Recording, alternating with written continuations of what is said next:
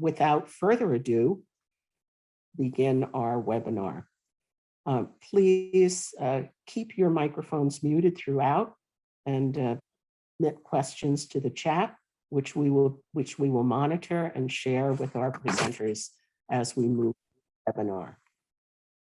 Our webinar today was inspired by a recent book, Antiracism and UDL, and it was written by Andratesha Fritzgerald and published by CAST. Our presenters will share their work that has emerged as a result of this inspiration. And I'm very pleased to present to you our presenters for today, Tracy Galvin, Eric Moore, and Hillary Goldthwait-Fowles, who will discuss Mission Accomplice, practicing anti-racism with UDL as white allies for systemic change. And I'll turn it over to you, Tracy, first. Thank you. Thanks, Betsy.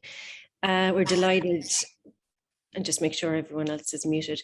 We're delighted to be part of the Include, or to be the first people presenting in 2022. So we have our Twitter feeds there. So if you're, somebody who uses Twitter and social media, please do reach out to us, tweet, and we have the hashtag Include Collaboratory as well. We're trying to make this as inclusive as possible and as engaging as possible. So please do use the chat. We'll have a bit of interaction throughout, a bit of discussion, but use the chat if you have questions or just want to post a comment or whatnot. Please do that, and we'll try and keep an eye on it. So I think, the title of this is Mission Accomplice, Practicing Anti-Racism with UDL as White Allies for Systemic Change. And we do have Andratesha in the room, so I'm so delighted. Thanks very much for joining us today and listening to our process, our journey that we've been on for the last 18 months and still very much on it. So if you just go to the slide, I think it's really important. The conversation that we're having, we need to position ourselves because we're very conscious that the three of us are white educators. So I'm going to just go on to the next slide there around positionality. So we're going to talk about who we are, why we're here, and how we actually got here. So before we each go into that, I suppose we want to kind of state up front that we don't identify as experts in anti-racism. We are on a journey of becoming anti-racist and looking at anti-racism through a critical lens, and the work that we do. So our backgrounds, is in UDL and accessibility. So I just wanted to frame that first. So we're looking at it through the critical lens. So Hillary is going to just introduce herself first. Hi, thank you everyone for being here today, and we're honored that you're here to have this important discussion about the intersectionality between anti-racism and universal design for learning, and honoring Andratesha's book. So if you haven't read it, I really hope that you do. It really has transformed the work that we've done and how we're approaching everything.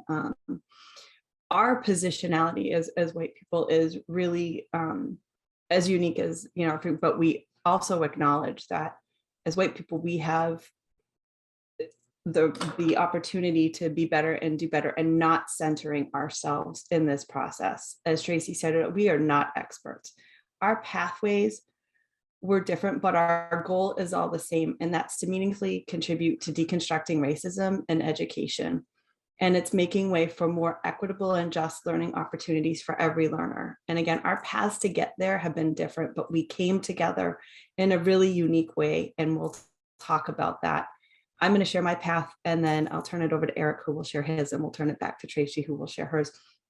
And my path started uniquely in my former school district in 2017, where a Black educator was dismissed, but had some horrifically racist things happen to her, where students would go in with Confederate flags and record themselves, and the teacher wasn't supported, and I contributed to that. And getting over white guilt and white fragility, really looking at myself and looking at the system at large and saying, how can I actually be better and help make sure that this doesn't happen again to teachers and to people who are different than myself and understand lived experiences of different people.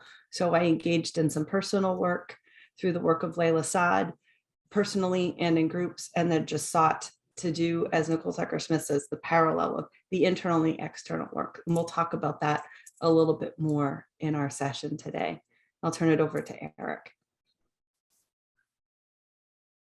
Thank you, Hillary. So it's not every day you go to a webinar where the leaders all say that we don't know what we're talking about, but it is very true that we're not experts. And that's really a huge part of our work and our message here, is that this is not something that we feel we will ever be experts in, that it's a constant journey, it's a constant struggle, to make good trouble in ourselves and then good trouble in our societies, our communities, our schools. So for me, I grew up mostly in a suburban, very white dominated type school, both in terms of the population in the school and in terms of the way that the curriculum was colonized. We'll talk about that more a little bit later, but that was sort of the context that I grew up in. And as a social learning theorist, I believe that teachers teach the way they've been taught, not the way they've been taught to teach. And so I went through a college program, teacher preparation program, that really did emphasize being equitable, and representing learner voices. And I believed in all of that. But when it came down to actually teaching in a classroom, I went back to, well, how did my English teachers teach? What did my English teachers teach, right? And I just kind of sustained these systems that disenfranchised a lot of the actual learners that I had in a much more diverse setting than the one that I grew up in. I feel like where I began here was from a place of genuine ignorance. I didn't know what I didn't know. And that wasn't necessarily my fault. But eventually, as I progressed in my career, moved into international schools, interacted with voices that were calling for change, my genuine ignorance faded into a willful ignorance, and it was very difficult for me to want to change because I was comfortable with the status quo, and the status quo had served me well to that point. And it took me some time, several years really, for me to shift from that willful ignorance into a position of curiosity, of realizing that this was something that was actually important and that I actually had some responsibility as a teacher, as somebody who was going to be teaching teachers, that I needed to take up that mantle. So for me, it was a reckoning of myself, of the choices I had made, and of the choices that I was going to make. And to me, it was an assuming of a recognition of the power that I had and how that put me in a position of responsibility for how I disseminated that power, for how I shared that with others, and how I honored the learners in my presence and the teachers that were going forth into their careers. Thanks, Eric. And for me, just to finish up, I suppose, so as Hillary said, some of our paths overlap a lot and some are very unique and individual. And just like everybody else, everyone has their own context. We're going to talk about our journey, but you'll have a different journey if you decide to go down this path. And the process will be different, very dependent on the context, the support you have, the systems that you're working in and whatnot. And for me, I suppose I come from a very white background. I come from a working class background. I'm very proud of that. First to college, I broke a number of barriers to get where I am today. But I suppose I didn't experience difference. I didn't, I'm Irish. I grew up in a society where really people emigrated rather than immigrated for work and whatnot. So, it's now much more multicultural, still faces significant racism for certain communities and certain groups. But just like, Eric mentioned around our own privilege, while I would have, in some cases seen inequalities, in my own personal life, actually the privilege in this scenario is that we, never faced racism. So, for many reasons, just simple things in life, like I was never followed around a shop. I was never not given something for some reason because of the color of my skin. And I never really thought about that kind of stuff when I was younger, because the only time I saw a difference was really on the TV. or if I ever traveled. And it wasn't until until I went back to university as a mature student that I saw much more diversity, and in terms of volunteering and my work and whatnot. But I think we all come from the same place, which is really nice, and we all strive for social justice. But we've done it in a narrow way, so it's been certain groups of people that our focus has been on, and now this has widened, because you can't say you strive for social justice if you don't support the LGBTQ plus community. You can't say you strive for social justice if you don't support our Black and people of color communities, our traveling communities and things like that. So we all come from the same place, and we found that safe space with one another really important as part of that journey. So this leads into a nice quote, and if I'm sure someone has posted the blog post there in the chat. Bell Hooks, and of course she recently died, and actually probably some people are well aware of who Bell Hooks is. She was really forward thinking, and is very much was driven by the work of Paulo Freire. So this is a lovely quote, and we talk a lot about in the blog post around empathy and care and love.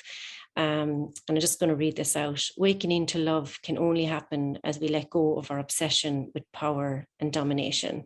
And we've been grappling with a lot of this over the last number of months around power, around privilege.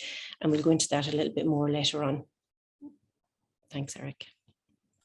So we're going to start out by kind of talking about our personal journeys, and how that that began with looking inward and reframing our thinking, and how that turned into forming communities of practice, and those communities of practice turned into action and moving forward together and bringing systemic change in our spheres of influence.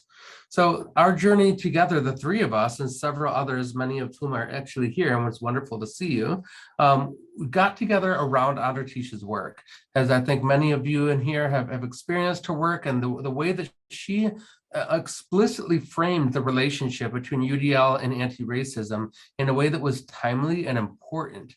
So for me and for a lot of us, who are here now, we came to that work from being people who were invested in UDL, not yet necessarily fully invested in anti-racism. I know some other people came to that work as invested in anti-racism and not yet in UDL. And that was really the power, I think, of her book, and the way that it bridged those two communities and got us talking in ways that have been really influential ever since. But so for me, it meant, as I picked that book up, I realized pretty immediately that this was something that I was going to have in community and conversation in order to really bring it to its fullness. And so I actually posted on Twitter out to the world, would anybody like to read this with me? At the time, I didn't know that Tracy existed or Hillary existed, or the many other people that ended up coming. And, we began meeting on a weekly basis where we had gotten questions and we talked through these things, made connections to our own practices. And what we found very quickly was that in these conversations, the barriers between us broke down so fast that within a matter of 2-3 weeks, it felt like we were able to really open up, like we were a community of friends, of colleagues, instead of the strangers that we were mere weeks before. And so that's really a testament of the power of this work. And it also is the importance of needing to be vulnerable. That's really, I think, what we found quickly is that had to become a safe space, awkward as it might have been with strangers at first, to be honest, to be transparent, to wrestle with really difficult concepts. For a lot of us white folks, talking about white power and privilege, and the idea that somehow the curriculum and our learning experiences have favored us, these are difficult things to wrestle with and to talk about, and to come to terms with. And then as people who are teachers or training teachers to teach, the implications are deep and wide, and so that community formed, I think, because we were willing to be honest, because we were willing to be vulnerable with one another, and we learned and grew quickly together. A second COP kind of spun off of that, looking at equity by design, by Mirko Chardin and Katie Novak. I wasn't part of that particular group, but they also, went more into exploring that connection of UDL and equity, more broadly in that group. As we finished up the book, Antiracism and UDL, one of the very first questions that we asked is now what? Because there was this recognition that it was not going to be enough to read the book and say that was wonderful. And it really helped me think about this differently if it didn't, in fact, translate into what we were doing, into the actual practices that we brought into our classrooms and lives as professionals and persons. And so we actually brainstormed a list of several different SMART goals, that we could do next for actionable type items. And we kind of formed different working groups around those. So for example, one working group has turned to the UDL guidelines, and we've been exploring what would these look like if we transformed them with more of an explicit lens of anti-racism and equity mindedness. And we've been working on that and have brought that work to CAST to bring it forward as well. I've also seen this as a continual internal, external work. We'll talk about that more in a moment here, but we've been learning more and more about how the internal work and the external work have to go together.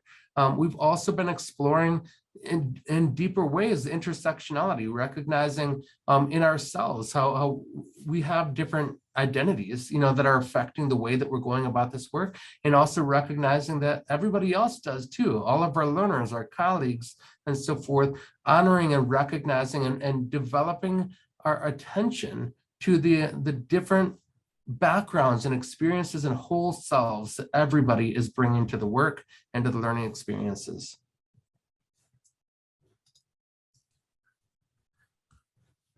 That's right. And I put in the chat too for everybody last night, Kat had Bar Gentle Green led a UDL chat and actually talked about those points and talking about the intersectionality and also talking about anti-ableism, anti-racism, anti-sexism, and like just all of the antis and how there was a missed opportunity, but that we're working collectively to write that. And David Rose was part of that chat. So if you are on Twitter, I encourage you to check that thread and just see where that conversation led, because it was very deep and very meaningful and connected very well to what we're talking about today. Part of the internal work, and I kind of liken it to this, it is like an onion, and we all have variability of how many layers of those onions that we have. And so it is almost like a psychic onion peeling, if you will. And so many of us as white people we've been conditioned as well by systemic racism in our own formal education through the ways that representation happens through our curriculum, our materials, our methods, our assessments, and the ways that they've centered those who look like us, and that did not center anyone who was marginalized or any classmates of color. And I'm from Maine, and I, just like Tracy, saw people who were Black on TV, and it wasn't until high school that I was face to face with a classmate of color.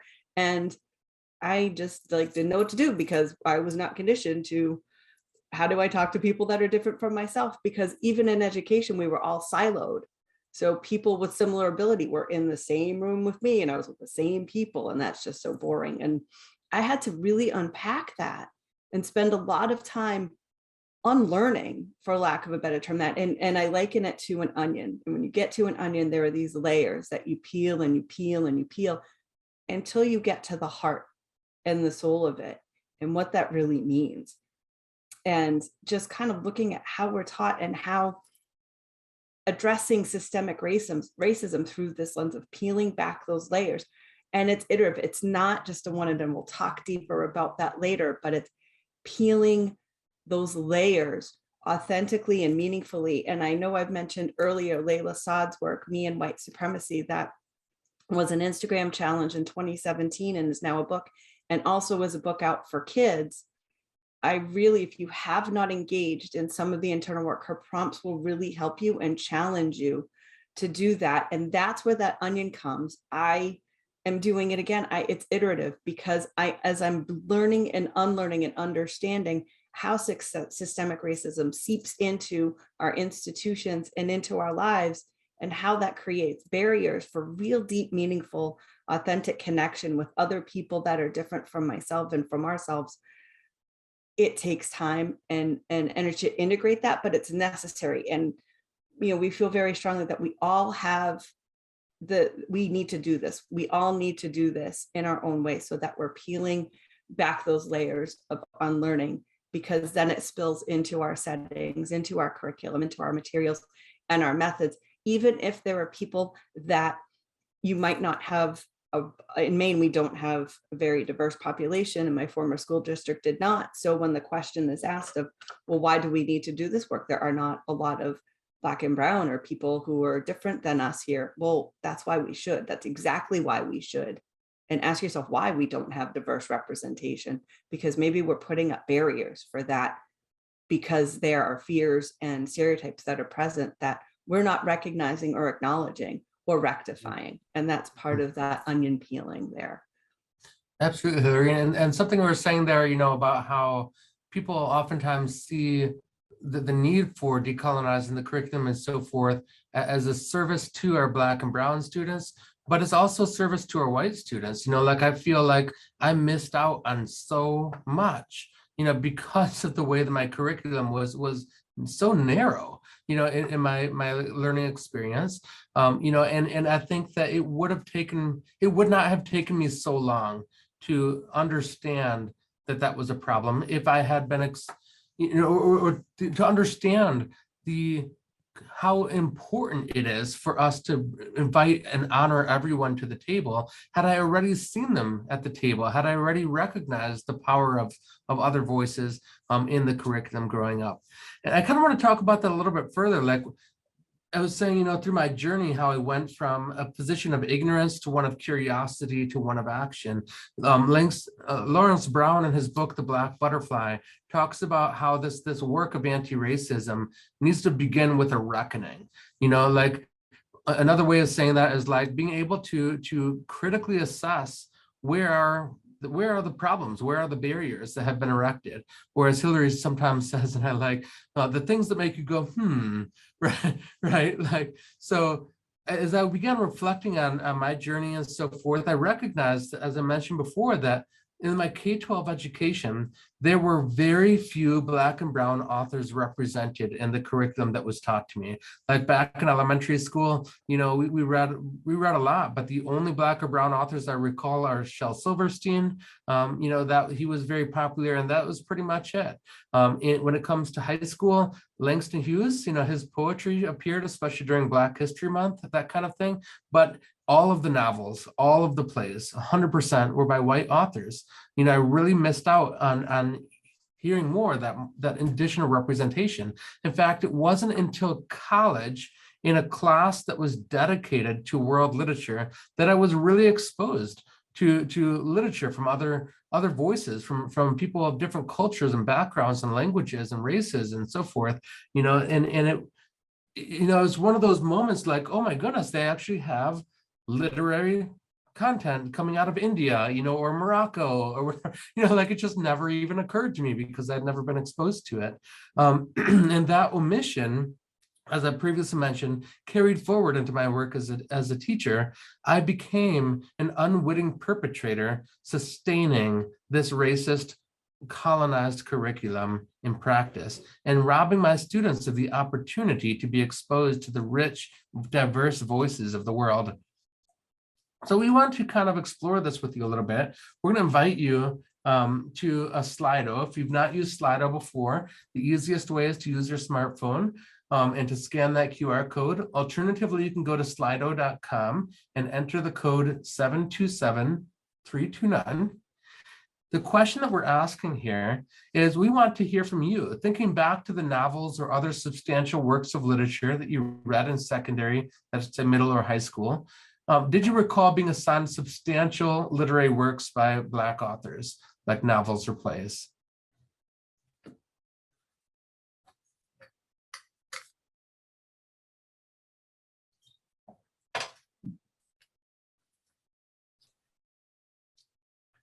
You can kind of see the results coming in real time. So we're looking at roughly 94% or so of you had none or very few, right? Like that. So it wasn't just me, right? So this was a pretty significant omission that I have to wonder, is that on purpose? You know, and like, so that's actually our next question here. For those who did not experience a significant amount of such literature, or for whom that representation was minimal, do you feel that that omission was limited or limitation was intentional?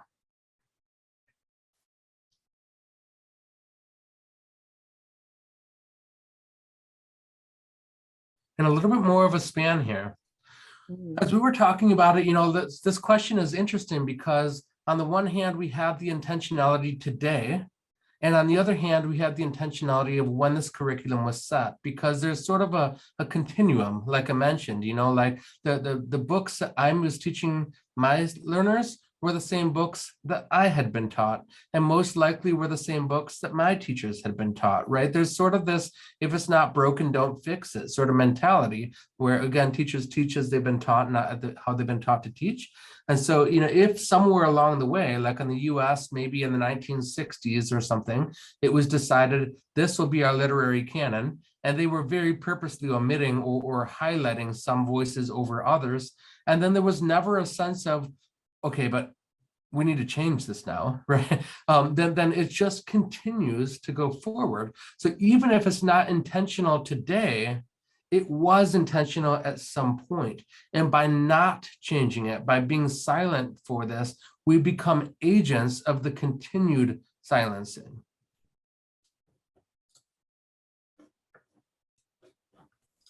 And so talking about that, and the poll results are not surprising at all based on our, you know, our experiences and how we've been talking today. But, you know, we want to talk about a difference between diversifying the curriculum and decolonizing the curriculum. And they do go hand in hand, but one's a little bit more impactful than the other. So I do want to acknowledge that in some cases, even the term anti-racism or the term decolonization causes a feeling of squeamishness. So if you're seeing these words or terms for the first time and you're noticing what is going on inside of your body, does it make you feel squeamish? Does it make you feel afraid, unsure, uncertain? And all of those are okay. It's part of understanding why that makes you feel that way, and unlearning and peeling that layer of that onion back as to how do I get to a point where it doesn't, and I really understand what this actually means. So in terms of that, and I'll call Tracy in to support some of this as well, because she has a fantastic Padlet with resources to decolonize the curriculum. So, you know, diversifying the curriculum, you have a variability of materials. There's representation in those materials across different groups and assessments, but you're not really looking at the broader implications of the institution. You're still centering whiteness in that institution, but maybe in those pockets, you've got, you know, this group, or you're celebrating Black history or whatever, you've got some diversity in your library. And and while that is a good start, to really decolonize the curriculum is to really uncenter whiteness, to not be centered in whiteness. And it's not the default, which then helps to dismantle those institutional inequities that have ripple effects throughout history. While people might counter and say, yes, we've made progress. And yes, yes, but because there are still systemic inequalities that are existent today from the ripple effects from the past, from legislation that was passed to marginalize, and that's particular to the US. And I'm sure from a global perspective, there's going to be some variability with that, but I'm coming at it from the US historical perspective, where it was all white centric, it was all white male centric, and it was all rich white male centric. So how, and then bringing in those stories that really just kind of kept that going and perpetuating, and thinking back to what Eric said, how do we look at our past to inform our present and our future, but learn meaningful lessons from it, so that that reverberation we can stop that and get to a point, to a goal where there is true justice, there is true equity, and that we'll talk about this a little bit later about honor and love, where we're really looking at each other and seeing each other and understanding these lived experiences of people who are different. And it's not us by the default at all. So Tracy, I don't know if there's something you would like to add or contribute to this point. I don't want to. Yeah, so I have added in the Padlet resource there. So for someone, there's a lot of really good, it's very, I have to warn you, it's very UK based. And, a multitude of what universities have done, we'll say, in this area. I do apologize if anyone's going to hear music in a minute. I am not in my usual space and I'm over a Jamaican bar, so it'll be Jamaican music, to bring in a bit of culture here, but it will be loud in a second. They've just paused it.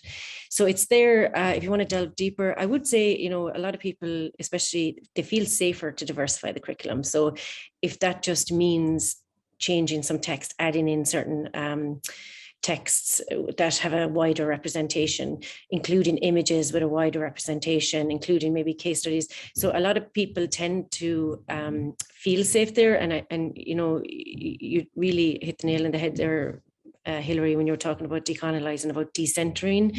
But of course, when you talk about decolonizing the curriculum, it puts the onus and the responsibility on an individual, which is usually the educator.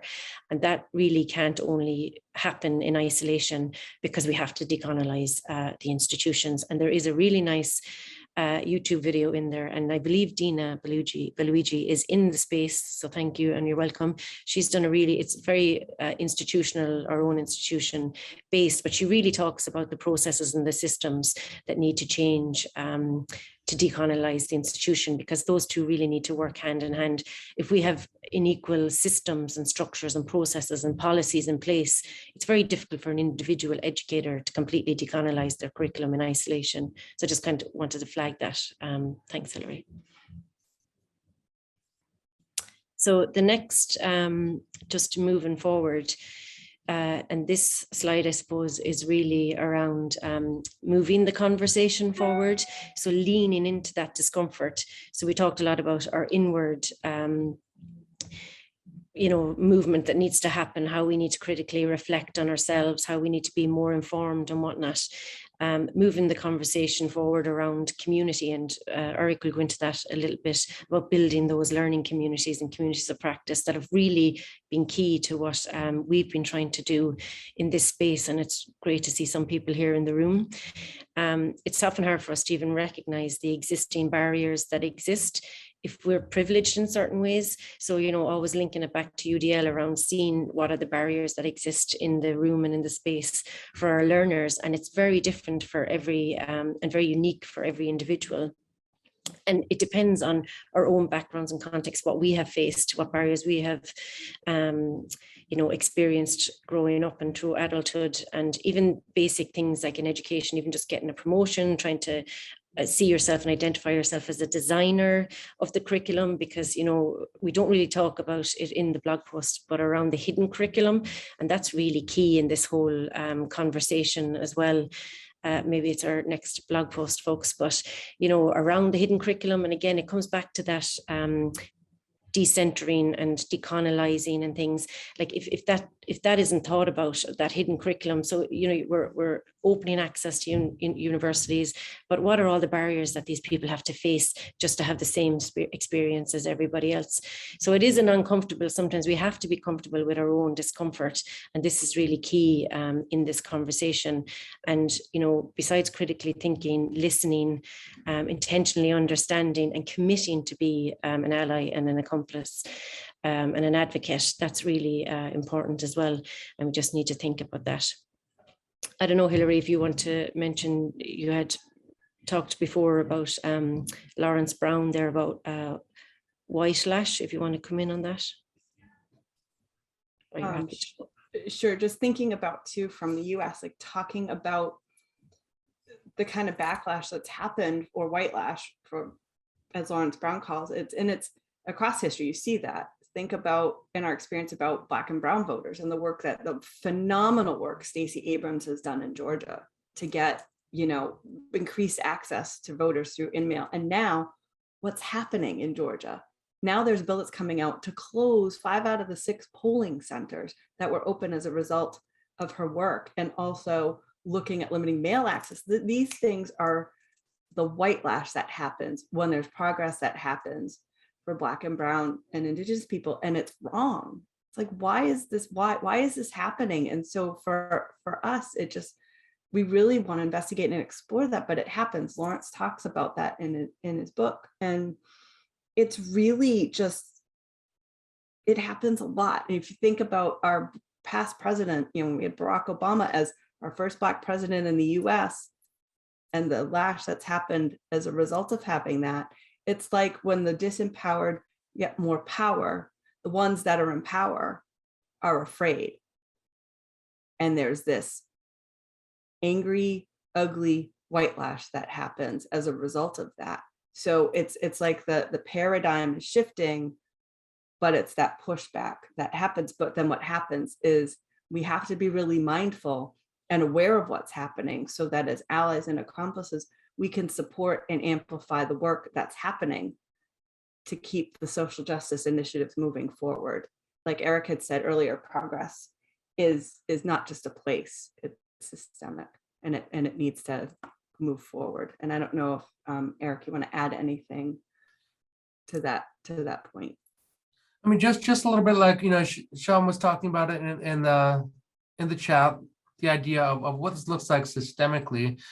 I kind of feel that in my experience, both with UDL and with the anti-racism, we have to, position ourselves as individuals to throw our weight behind the movement, to be there, to push back, and I think that as we come together in groups like the ones that we have formed here together, and when we form groups in our local context, there really is a strength in numbers, a sense that I get, it's too easy to get burned out and worn out pushing back against the system as an individual, and we really draw energy from community. So I really feel like that's what it is, and it's about this persistence, because there is going to be pushback. It's always has been and always will be 2 steps forward, 1 3/4 steps back.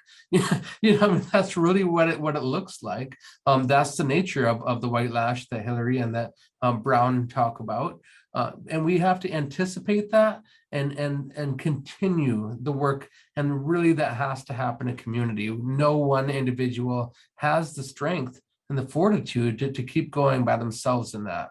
But together we can. And that's, all of us have a role and a responsibility in that. And that, recognizing that too, is a big part of not centralizing, seeing I'm a servant of this work, right? And I will cast my weight behind it, alongside and in support of others as an ally and as an accomplice, which we'll talk more about momentarily. Thanks. And just, I suppose, this is a quote that's in the blog post, and we just pulled it out, and we shared the blog post with Andratesha, and we're delighted that she came in to the space, and she specifically liked this one, so we were like, we're putting this in here. And she also, at the very end of our first book club, Eric, if you remember, she came in actually and summarized and had a great conversation with us. So we feel, along with the wider group that we collaborate with, that Andratesha always has a space there, because we were really driven by the book and it guided us, and we have gone wider, and we're coming back in, and then we go out and we internal, external all the time. So it's really important to recognize and thank Andratesha for that. So I'm going to read out because we keep coming back to privilege, and we keep coming back to dismantling privilege and identifying our own privilege. So privilege is the ability to opt out of caring. While we can opt out, that also positions us with the ability to opt in, with the power afforded to us by that privilege. Opting in is an act of empathy and an act of love. And we talk a lot about love in the blog post, and it's really interesting. Love isn't new, we'll say, to education per se, and Paulo Freire explicitly calls it out, and we reference that. And also Bell Hooks has wrote specific books around what does actual love mean, and we think about love, we think about it initially as a child. So if you've grown up with that kind of feeling of love from any type of an adult or family member or parent, guardian, and what that means, and it's very different for different people. And everyone has lovely kind of gestures and thoughts, and you always have a good place and memory that you have, and it's that warm feeling, and we have that in education as well. So a lot of people who maybe have more of not the same type of scenario at a home life. They crave that in their school education, and they really draw towards certain teachers. So there are learners from a very young age who look at this, an array of adults, and if they care about them and show empathy and show respect, that they genuinely work harder. And, even if they're not, don't have an opportunity to have a breakfast at home, they get themselves off, they go because the teacher will be disappointed. And that follows right through to higher ed. And we've had a lot of these conversations, Hilary and Eric, around what does love mean in higher education, because it's a word that a lot of people would say, people say, oh, that's early years, that's primary, that's teachers love teaching, they love their discipline, they love their subject. But, in higher education, can our academics love learners? And it's really a question that we kind of start to go into a lot in the blog post. So I do recommend that you read it. I just wanted to call, because love is really important. Do you do your job? Are you an educator, administrator, whatever? Do you do it because you love your job? Do you do it because you love discipline? Do you do it because you love learning? Do you do it because you love learners? And for all three of us at one stage came from teacher education backgrounds, and love of education, love of learning, and we would all I come from that mindset that yes, you have to love your learners. But we grappled with this conversation a lot around what does that mean if you had a conversation with a leader, where is the love in the leader? Because we call that out explicitly, a more traditional type of leadership in terms of a structured approach, or serving your community, and that's really important as well. So this is just a nice quote for everyone. And Eric, you're going to talk about building learning communities. Yeah, and so kind of this is becoming a theme of our conversation, but it's really critical, I think, in our journey and what we've learned, to again see that we can't do this work alone. Wherever we are, wherever we're situated, I think it's critical for us to be looking for those connections, those opportunities. And, we talked about curriculum. A lot of the time, teachers don't necessarily have total control over the curriculum. Somebody had pointed out in there, with budget cuts in the early 2000s, it was really what's on the shelves. That's what we're going to teach. Oftentimes teachers or even in higher education, faculty sometimes are constrained by higher administrators who dictate, this is what we're going to teach. This is what we can teach or not teach. There's a conversation kind of happening in the chat right now about here in the United States and various states. There, as part of that whitelash that we're seeing, we have a lot of legislatures that are saying you can't teach about critical race theory. And what does that even mean? Does that mean that we can't teach true history about how certain groups were treated or are treated in the United States? Does it mean that we have to limit what material we represent? That type of thing is really nebulous, and I think that confusion is intentional, because the goal is just to maintain the status quo. Let's just not talk about these things. And really, when individual people are fighting back alone, we're seeing casualties. Kathleen talks about, $500 bounties against teachers who talk about critical race theory. In Tennessee, there's been several articles in the last several weeks about teachers who have been fired during a massive teacher shortage because they dared to talk about critical race theory in some capacity. It's not like they're teaching, white fragility in their classrooms. It's that they're talking about how the Columbus Day, maybe we need to rethink Columbus Day in the United States, or to actually talk about the complexity of his legacy. That type of thing is getting teachers fired. It's unbelievable to me. But what this all to me indicates is that if we're going to see systemic change, then we need to bind together. And this isn't just people within a certain, area in the school, like just teachers, but looking for opportunities to connect with people in different roles, so connecting with support staff, having explicit and honest conversations with the leadership, bringing in outside experts, forming communities of practice outside your institution, really turning the focus on the systems and environments, and how we got to this place in the first place. We have to have these conversations that expand, that bring in as many people as we can, to bring more voices to the table, so that we can approach this from multiple different angles at the same time. That's, was one of my big takeaways from Andratesha's book, when she goes into looking at the role of communities, the role of administrators, like all these different entities that must be involved, because racism as a practice in our schools is not isolated to one facet, but permeates all of it. And opportunity to transform is also shared and must be shared.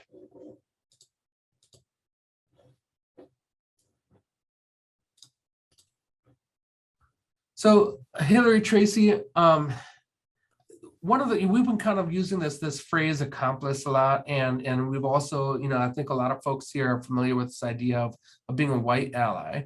I wanted to just kind of take a moment here to dive into this a little bit. Is there a meaningful difference between what it means to be a white ally versus what it means to be a white accomplice?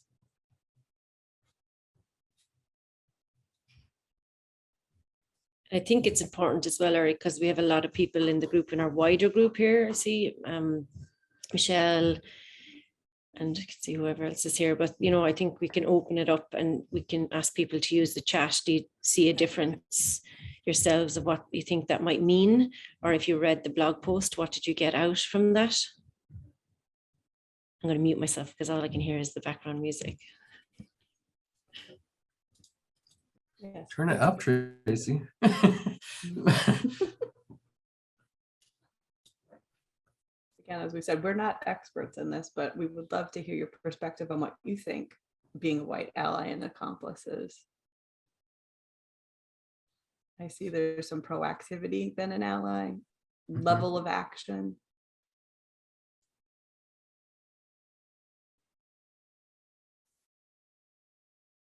Mm-hmm.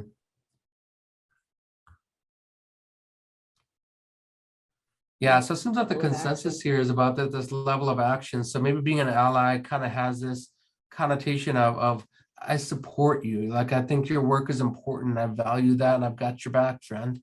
Whereas being an accomplice is, okay, what's your next step? Right, like that drive to like actually get involved and get your hands dirty, right, and doing the work.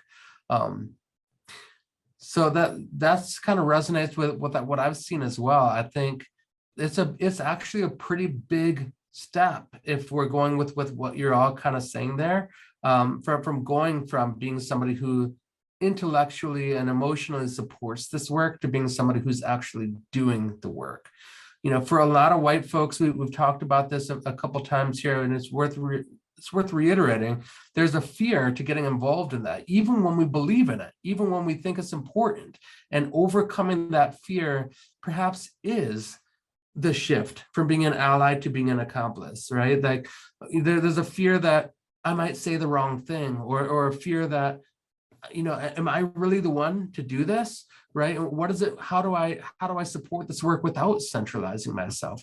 And those are important questions, right? But ultimately, things don't change unless we get involved. And like we were saying before, the more people are involved, the more energy we have. It's important for us white folks to recognize that we do have power, that we do have privilege, and that from that position of power and privilege, we can give it away. We can support others, and use that to honor and invite others to the table, so that we can make change. Yeah, I think. Oh, sorry. Yeah, I saw that as well. You can call it out in a second. I think it's, with being an ally, it's like if you wear a lanyard, to support the LGBTQ plus community, or you wear a little badge, or you have something on your desk, you're saying you're an ally, but that's it. You may not actually do anything further than that. You may not ever call anyone out, so it stops. There's a kind of a time where, yes, I support a certain group, that's it. But, and we've read so much around this and what that means for us individually and collectively. And then it's I think a lot of people are calling out the action part in the chat. And Hillary, you just mentioned there, Michelle, who's part of the wider group, kind of really flagged it there in terms of accomplice around actions are coordinated with Black, Brown, Indigenous and other people of color liberation movements to disrupt the status quo and challenge systems of oppression. So that's really nice quote there. Thanks, Michelle. Yeah, that's a great delineation of that. And that actor, that might be an initial, we think you're, working, to dismantle oppressive systems, but you're not really challenging the status quo. You might post a quote that resonates with you online, or you might maybe read a book, but you don't really put any action behind that step. And then being an ally is really operating in solidarity, just like Michelle said, but challenging and educating, yourselves and others and working in groups. And then accomplices are really coordinating with Black, Brown, and Indigenous and other liberation groups to really disrupt that status quo and to challenge those systems and oppression in a way that they're suggesting, not the way that we're centering ourselves, in a way that is really like hand in hand, working together and listening to that perspective and taking that perspective and honoring it and using that perspective to dismantle those oppressive systems. Mm-hmm. Yeah, that's really well laid out. I really want to just briefly highlight that actor line, because we haven't talked about that much. We do get into it in our blog and in a recent chapter that we published as well. But that performativity is perhaps one of the most dangerous barriers to white accomplishing today, and to the anti-racist effort in general, where that performativity is essentially making it look like we did something important, and then there, see, we did it. What more do you want from us? As opposed to seeing this as something that is going to be a perpetual journey. Again, that interior work and the exterior work in a pendulum swing, constant and ongoing. So lots of examples of this are out there, and posturing on social media and so forth, like, look how great of an ally I am, without actually doing the work in our local spheres of influence, is extremely dangerous to this work. And it's something that I have to constantly remind myself about and encourage everybody else who's involved in this work too as well, to be looking at who is the beneficiary of my efforts. And if it's primarily me, I've made a misstep. If it's primarily I'm making a change in my local sphere of influence, that's being an accomplice. And it's a good way to indicate which one we're contributing our time to. So we want to kind of wrap this up by briefly making connections to UDL, because I know that was in our title. But what really the question that we have here is, what is the role of UDL in anti-racist practice? So let me throw that out to the other panelists, because we are all people who are invested in both of these now. Tracy, Hillary, what do you see as the interconnectedness? How does UDL complement or support anti-racism? Yeah, for me, coming back to the barriers again, like, it's all about minimizing the barriers and maximizing the learning. So, when you think, I think it's just the mindset of, like, as an educator, what have you identified as barriers? Like, what are,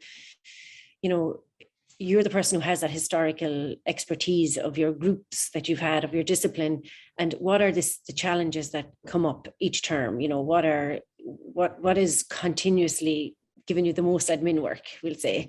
And when you're thinking about those, so even in your very, down to the design, when you're intentionally thinking about these, and you're thinking like, okay, how can I widen this a little bit to think, if I'm only ever thinking about accommodations. So if I'm designing assessment and I'm thinking, do you actually think, well, what is the barrier here? What is going to cause somebody a challenge or an issue? If I talk about a certain topic, who is going to maybe be sensitive to this topic? So it's coming back to the barriers. I think we really need to come back to the barriers and think about it through a more critical anti-racism lens, and think about who's in the classroom.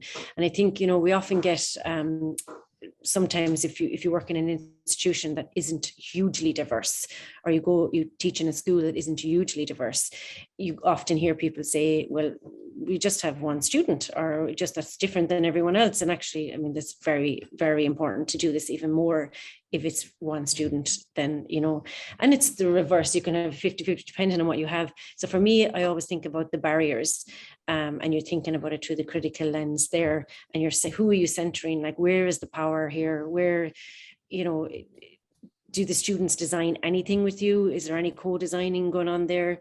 Where is the voice?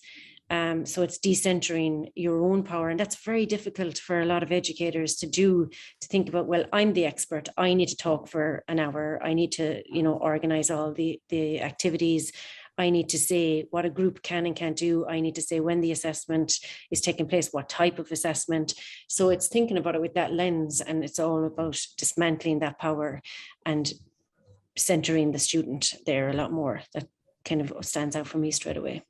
Right. And in particular, too, looking how the complement that there, in our work group, we focused on 2 checkpoints, looking at fostering collaboration and community and reducing stereotype threats and distractions. Those have great potentials to intersect and interconnect with the work of anti-racism. They're not explicit yet, but those are great access points where you can really supplant and center the work of anti-racism through the lens of universal design for learning, because you're proactively planning for that variability, but you're looking at the lens. The lenses can be variable. And I think that's something we're starting to learn as we're digging into this work and looking at how do they all work together to form this kind of, I always analogize it as a tapestry. So how do these threats, how do these frameworks work interconnectedly to form this tapestry that the goal is to dismantle these systems and to really have true justice where people are seen, heard, valued, and honored above the system. So like in that earlier graphic, that picture with the individuals are there, and we're seeing that individuality and honoring that, but recognizing the broader interconnectedness of everyone through that community. And I just feel like they're interwoven together. And I think that, the opportunity to dive deeper into that work is something that's exciting and is something that is necessary, because it's not just a one-off and it's not just something that's in addition to. They have to be integrated and intersectionalized in some way. And I think that that's the work that's moving things forward. Yeah. Just briefly, I want to respond to Elizabeth Dalton's question about, misrepresentation or misidentification of diverse students as disabled. I think a lot of the opportunity that we have here, bringing UDL into the anti-racist sphere, is to be explicit about about racist type barriers, like recognize those barriers existing in the environment, very intentionally. And then so asking yourself that question, what barriers exist based on learner race, culture, language, background, focusing on those explicitly instead of making, UDL does speak about every learner and all learners, and that's important. But sometimes we need to focus on this specific set of learners, which has been explicitly disenfranchised, if we're going to recognize those barriers and shift them from being there's something wrong with the learner, as Elizabeth is saying, to there's something wrong with the learning environment that has disenfranchised them to a point where they look like they're a mismatch. They are a mismatch, but it's not because of them, it's because of the way the system was designed.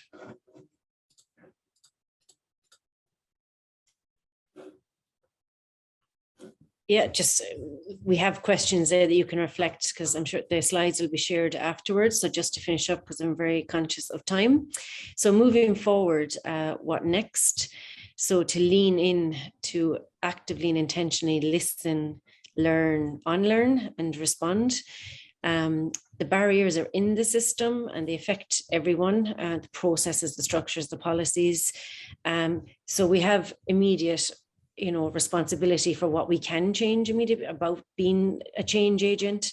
So how does this affect learners, instructors, and everyone? And, the nice slide there around building learning communities. We all have a part to play, including our leadership, including our librarians, including our administrators.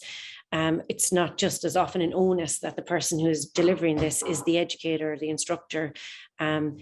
They're a centerpiece for the face-to-face interaction, but it's all of the other interwoven, needs to all work together to support our academics. It's a journey. It's not a once-off. It's certainly not a performance. And I think we need to lean in and be comfortable with our discomfort. We need to start our internal process, but also be thinking about what does that mean systemically as well. And I'm going to open it up to Eric and Hilary if you want to add in anything, just because I'm just conscious that we're 1 minute over. So we do have our Twitter feeds there. If you want to, I haven't had a chance to check Twitter as we were going through. And just a big thank you to everybody who has joined us today. I think we had about 85 at one stage. So really hope you got something out of this conversation. As we said, we're not experts. We're just here on a journey, and be delighted to be on that journey with everyone else. And hopefully, you know, once that book chapter is published, we'll share it. And the same with the blog post is there. You want to say anything, Hilary or Eric, just to finish up? Looking at our time and just wanting to be mindful of everybody's time. Just want to thank everyone for their attention, their thoughtfulness, their willingness to lean in, to listen, and to support and amplify the work. So if you're looking for tools and resources, there's Padlet, there's Google, and definitely look at Andratesha's book, Equity, and also Equity by Design, and other works from Black and Brown activists. Support them, honor them, and let's do this work together from a place of empathy, compassion, and love. So thank you, everyone. Thank you so much to all of our presenters. We greatly appreciate this very thoughtful and very timely conversation on anti-racism, and it gives us an awful lot to think about. The materials from this webinar, the recording will be posted to the Include website as well as the slides, and you can read their very thoughtful blog that's already posted there. So we want to thank everyone, and we hope that you'll come to other events that we have in the future.